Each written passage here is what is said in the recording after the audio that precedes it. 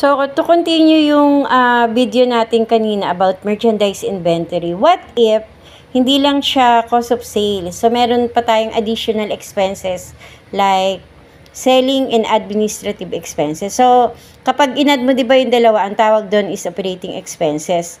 Pero dun sa problem, meron ka pang additional expenses na ilalagay.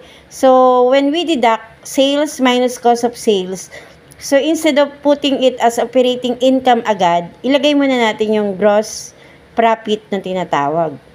Okay, so we have gross profit, sales minus cost of sales, so we have gross profit of 135,000. And then, sabi sa problem, we need to deduct the possible expenses. So, we have selling expense of, for example, mga 8,000 na selling expense. And then, additional administrative expense na 15,000. So, we have 8 plus 15. So, ang tawag doon is operating expenses na 23,000. So, all in all, yung matitira is operating income.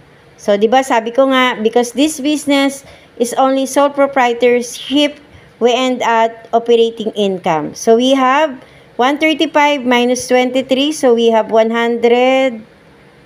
Tama ba? So, we have 112,000 operating income. Thank you, guys.